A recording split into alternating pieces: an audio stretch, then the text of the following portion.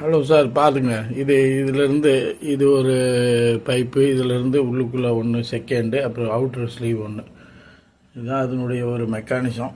இது அந்த டைப் மாதிரி இல்லை, இது வேறு டைப்பு. இதில் பார்த்தீங்கன்னா இதுக்கு உள்ளுக்குள்ளே ஆயில் சீல் வரும். இந்த பம்பு இதெல்லாம் வரும், இதுக்குள்ளே ஆயில் சீல். ஆமாம், இதுதான் அதோட இது இது இது ஒரு டைப்பு. இதுக்கு முன்னாடி வந்தது வந்து வேறு டைப்பு. இது பார்த்துட்டிங்கன்னா இதுக்கு உள்ளுக்குள்ளே பூரா ஒரு 5 ஆயில் சீல் வருது பாருங்கள் லைனாக. இதுதான் அந்த மேலே வர்ற அந்த இந்த யூனிட், கண்ட்ரோல் யூனிட். இதுக்கு மேலே அப்படி பாருங்கள், டெப்த்தில் 5 ஆயில் சீல் வரும் லைனாக. ஒவ்வொரு ஸ்டெப்புக்கு ஒவ்வொரு ஸ்டெப்பு, ஒவ்வொன்றும் ஒவ்வொரு சைஸு. இதுதான் அவர் மாட்டியிருக்கிறான்றாரு. இது வந்து பம்புக்கு வர்றது.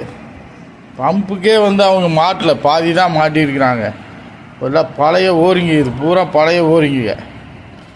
ஆமாம், பூரா பழைய ஓரிங்க. ஏன்னா எல்லாம் அடிபட்டுருக்குது. அடிபட்டுருக்குதுன்னா மாட்டும் போது அடிபட்டுச்சா என்னன்னு தெரியாது. இதுவும் பாருங்கள், ஒரு ஒரு ஒரு ஆயில் சீல்.